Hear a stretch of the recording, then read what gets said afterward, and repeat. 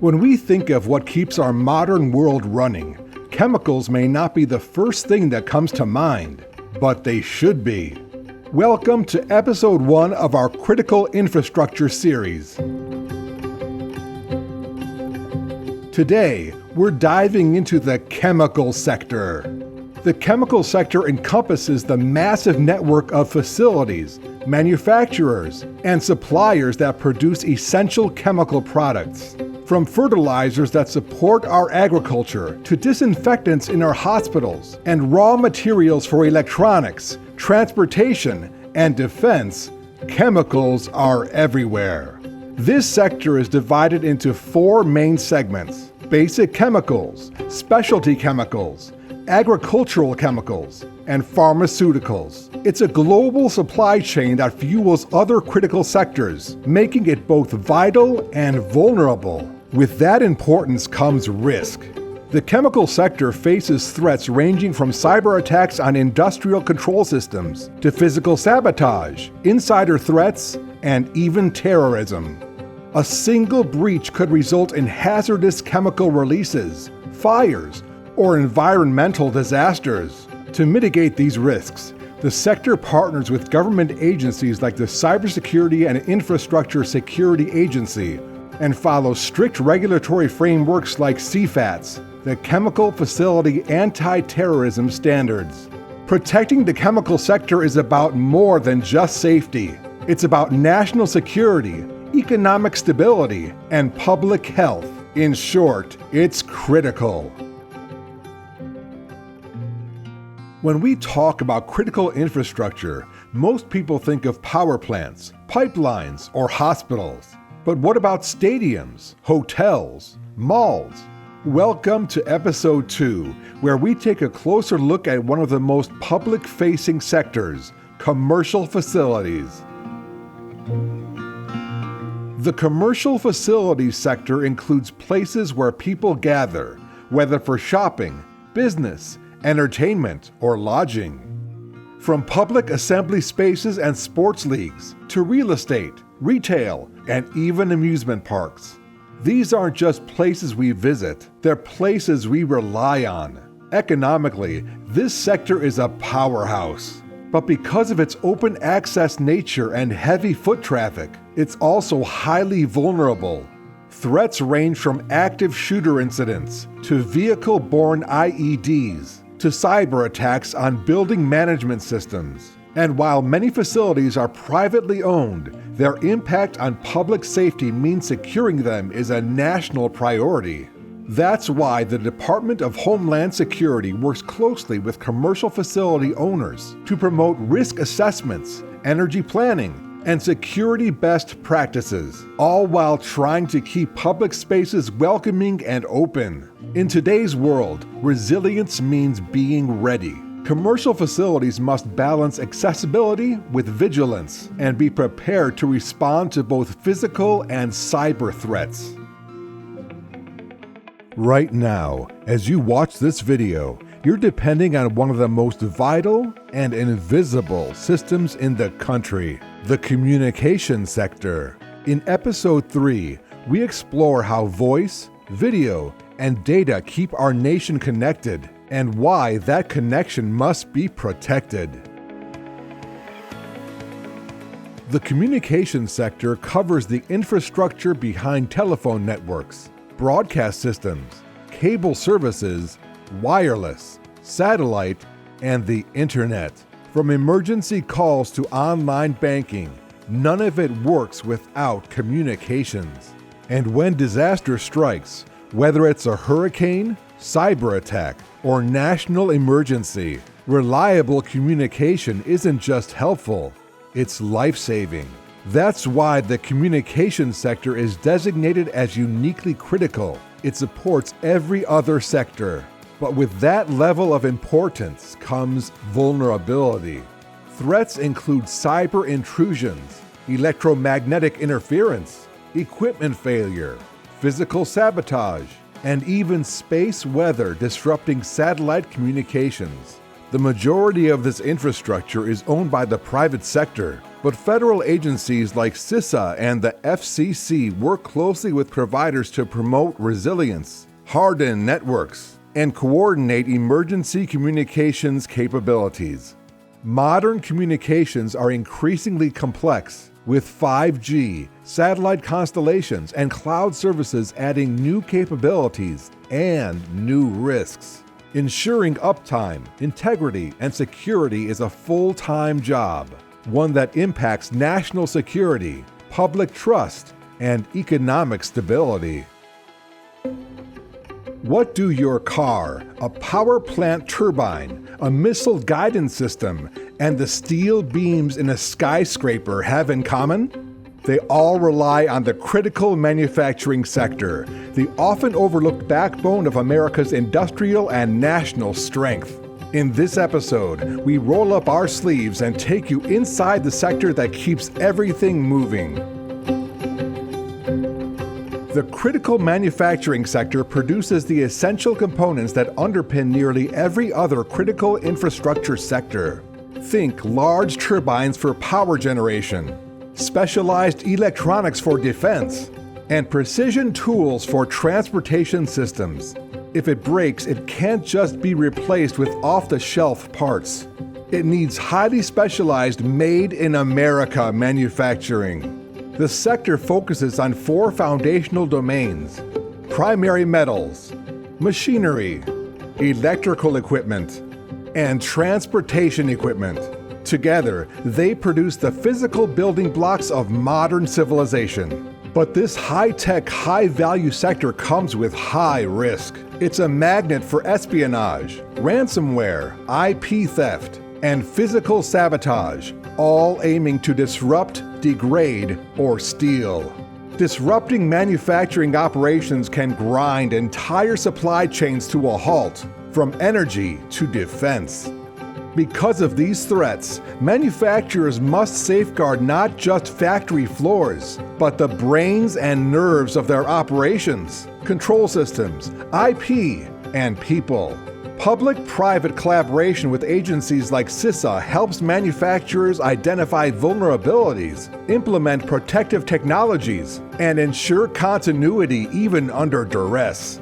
To quote CISA, who deems the critical manufacturing sector crucial to the economic prosperity and continuity of the United States, as a direct attack on or disruption of certain elements of the manufacturing industry could disrupt essential functions at the national level and across multiple critical infrastructure sectors. In a world of just-in-time delivery and global competition, protecting U.S. manufacturing isn't just an economic imperative. It's a national security priority. When you think of a dam, you probably picture a massive wall holding back millions of gallons of water. And you're right, but that's only part of the story. In this episode, we explore the dams sector, a critical infrastructure backbone that manages far more than meets the eye. The dam sector encompasses over 90,000 dam-related assets across the United States, including navigation locks, levees, dikes, and other water retention structures.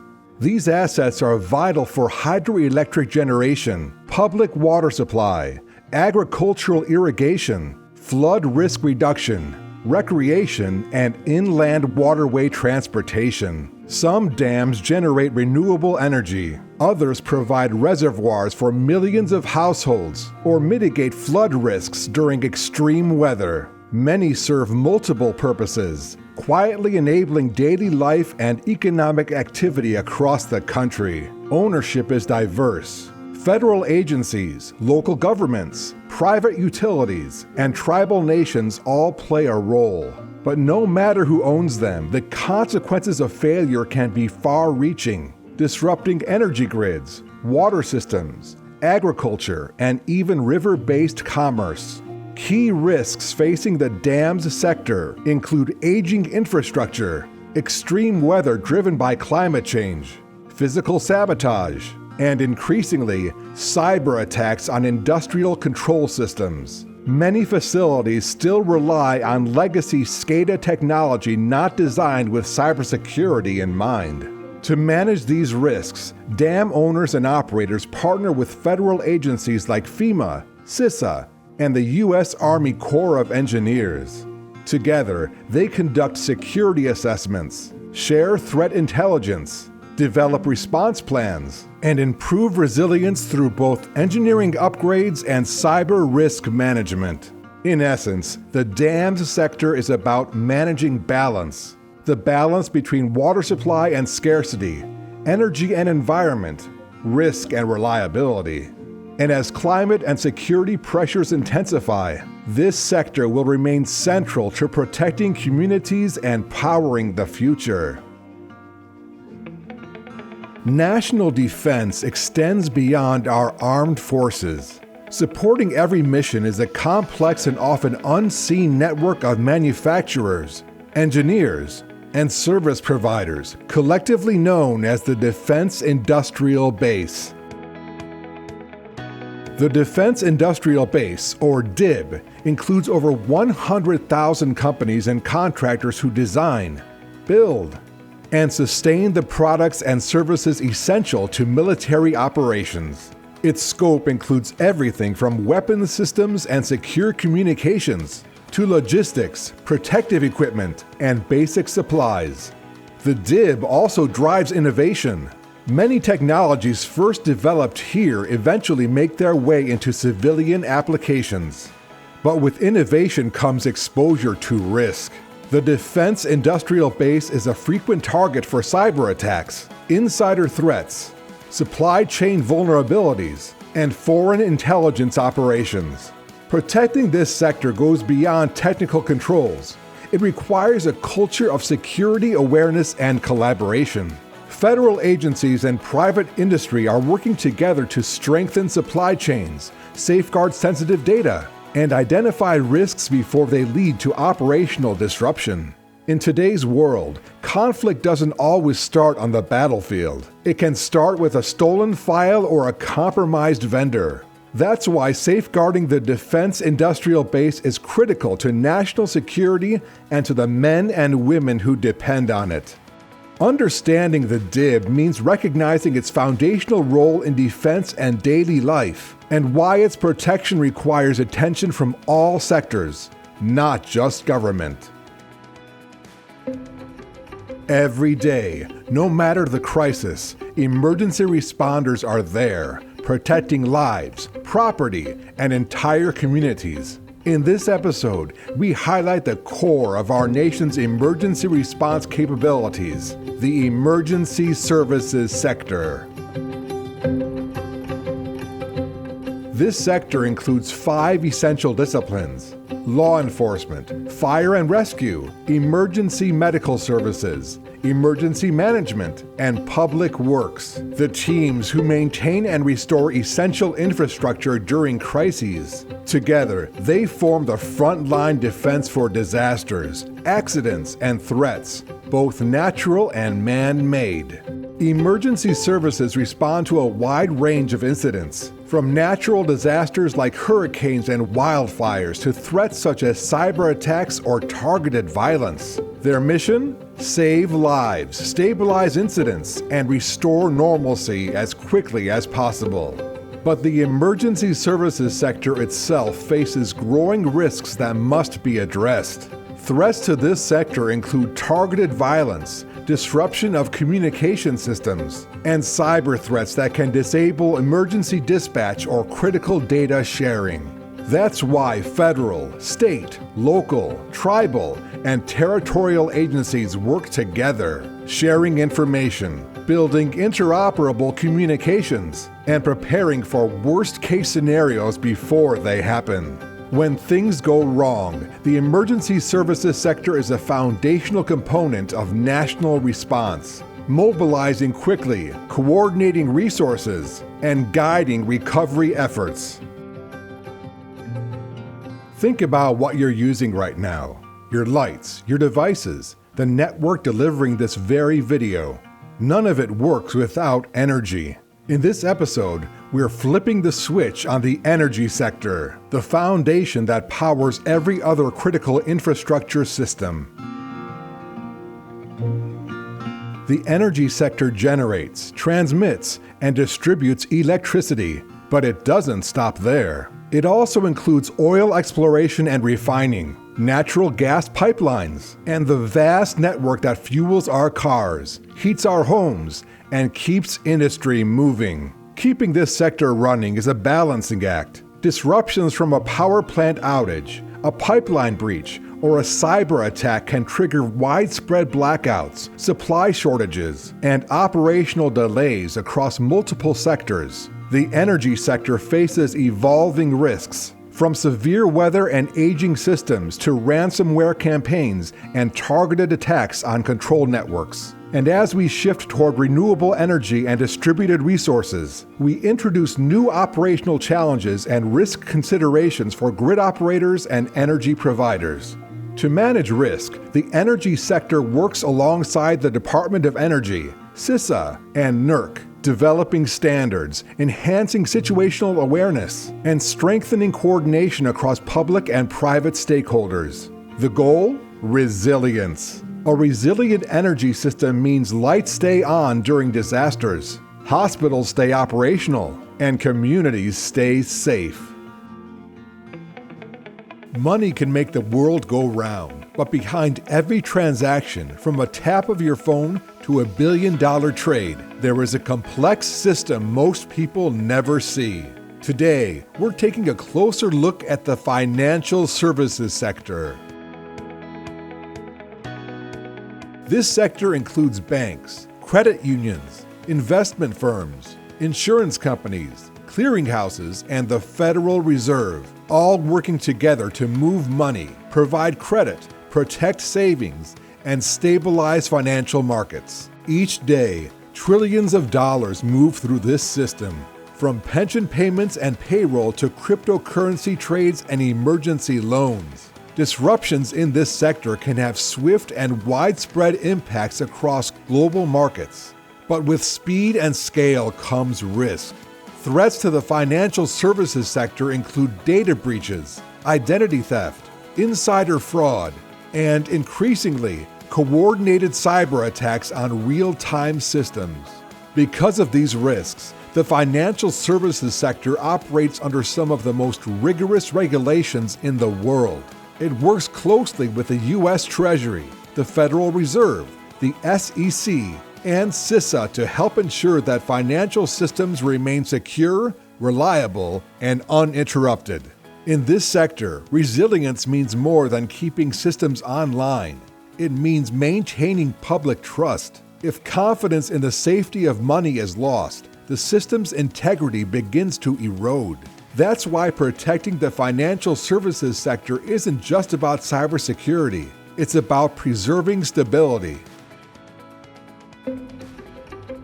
Every meal depends on a supply chain that starts in the soil and ends on your plate.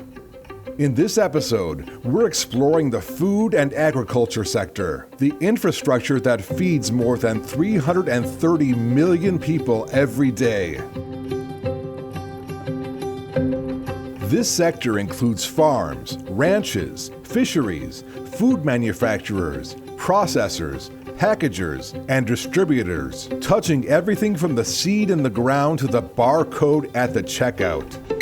With more than 2 million farms and thousands of facilities in operation, this sector isn't just about abundance. It's about access, affordability, and safety.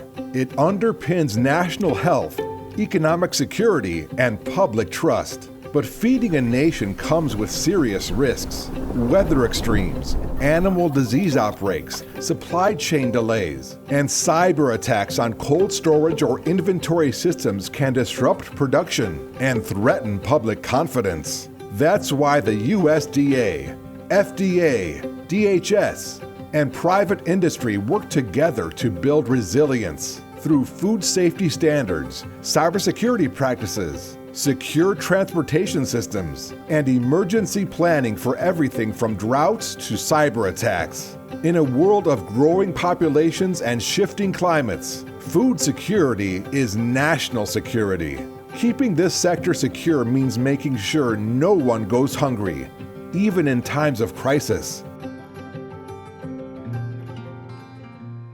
When you think of critical infrastructure, government buildings might not be the first thing that comes to mind. In this episode, we're exploring the government facilities sector, the places where decisions are made, services are delivered, and national security is upheld.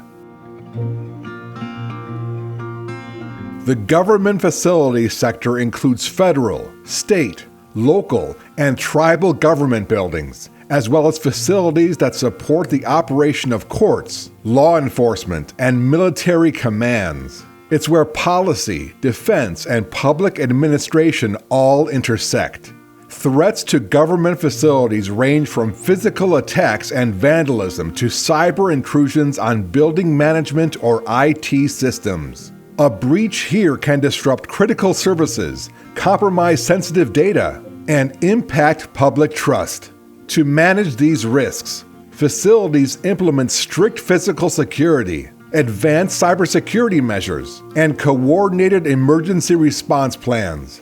Agencies like DHS and GSA work closely with facility managers to ensure resilience and readiness. Securing these facilities isn't just about walls and cameras. It's about continuity, keeping essential government functions running during natural disasters, cyber attacks, or any unexpected crisis.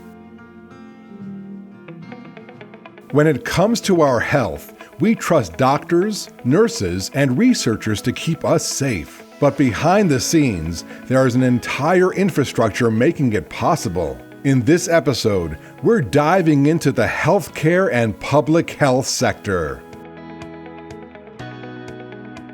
The healthcare and public health sector includes hospitals, outpatient clinics, laboratories, blood banks, pharmaceutical manufacturers, and public health organizations. It ensures we have the care, medicine, and research needed to respond to everything from everyday illnesses to pandemics.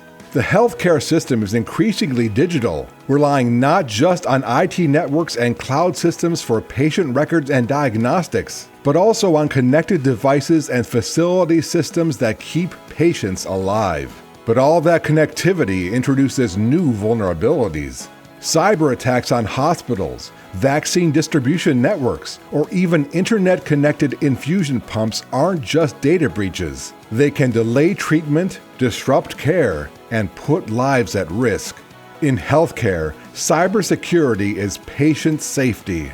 Other risks include natural disasters, disease outbreaks, and equipment failures. Resilience here means not only having backup power and redundant systems, but also rapid coordination with local, state, and federal agencies.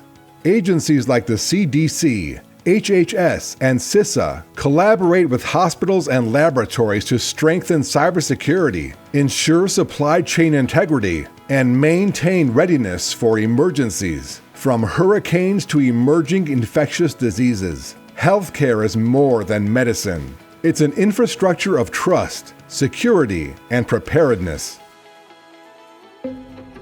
Everything we do today, from checking email to streaming a video to banking online, relies on the information technology sector. We're going behind the scenes to see how IT keeps the world connected and secure.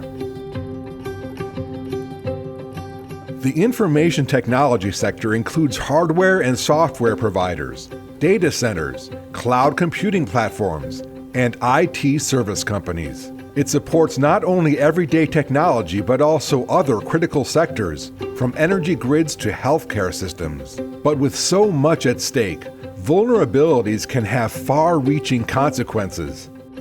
Threats include ransomware attacks, data breaches, insider threats, and supply chain compromises. A single disruption can ripple across the economy and society. Because IT underpins nearly every critical system, resilience and security are essential. Companies and governments work together to implement best practices, monitor networks, and respond quickly to emerging threats. In the digital age, information technology is more than infrastructure. It's the nervous system of modern life. Keeping it secure means keeping the rest of our critical sectors running too. When people hear the word nuclear, it can spark both innovation and concern. In this episode, we're exploring the nuclear reactors, materials, and waste sector, a cornerstone of energy and national security. This sector covers the operation of nuclear power plants, which generate nearly 20% of America's electricity. It also includes the safe handling of nuclear materials used in medicine, research, and industry, along with the secure management of nuclear waste. Because of its power, the sector is among the most tightly regulated and protected in the nation. Security measures range from armed physical protection to advanced cybersecurity and constant monitoring for potential threats. Risks in this sector are unique. Sabotage, theft of nuclear material, or even natural disasters that could affect facilities. That's why resilience, redundancy, and emergency preparedness are non-negotiable priorities. But nuclear isn't just about power plants. Medical isotopes save lives every day, and research with nuclear materials drives innovation across science and technology. The nuclear reactors, materials, and waste sector represents both immense potential and serious responsibility. Protecting it means safeguarding energy, healthcare, and national security at the highest level. From the roads we drive on to the skies we fly through, the transportation systems sector keeps America and the world moving. In this episode, we're exploring this vast and vital network. The transportation system sector spans aviation, highways, rail, maritime, pipelines, and even public transit systems. It's what connects communities, fuels commerce, and ensures critical supplies and people reaching their destinations every single day. Because of its scale, transportation is both a lifeline and a potential target. Security measures include passenger screening, cargo inspection, surveillance, and digital safeguards to protect navigation and logistics systems. The challenges are complex, ranging from terrorism and cyber attacks to natural disasters that can disrupt movement on a massive scale. Yet the resilience of transportation networks keeps economies running and people connected. Modernization plays a big role too. Smarter logistics, automation, and stronger cybersecurity are shaping the future of secure and efficient transportation. The transportation systems sector is more than infrastructure. It's the circulatory system of modern life. Protecting it means safeguarding our freedom of movement and the flow of commerce that sustains us all. Clean water. It's something most of us take for granted. But behind every glass, every faucet, and every shower is one of the most essential and complex infrastructures in existence: the water and wastewater systems sector. The water and wastewater systems sector provides safe drinking water to millions of people every day, while wastewater systems protect communities by safely collecting and treating what goes down the drain. Together, they safeguard public health, support firefighting, enable agriculture, and fuel industry. But the system is not without risks. Contamination, equipment failure, natural disasters, and cyber attacks all pose serious threats. Since much of the infrastructure is aging, keeping it secure and resilient is a constant challenge. Emerging challenges like aging infrastructure, population growth, and extreme weather events add even more complexity. From droughts that strain supplies to floods that overwhelm systems. Yet, investments in modernization, stronger security, and emergency preparedness are building resilience for the future. This sector is more than pipes and pumps. It's the invisible backbone of everyday life, protecting health, supporting communities, and ensuring the most essential resource of all continues to flow. And with that, we've reached the end of our critical infrastructure series. From energy to transportation, healthcare to water, every sector plays a role in keeping society safe and running. Together, they form the foundation of our daily lives, and protecting them means protecting our future. Don't forget to like and subscribe, and as always, stay safe and stay informed.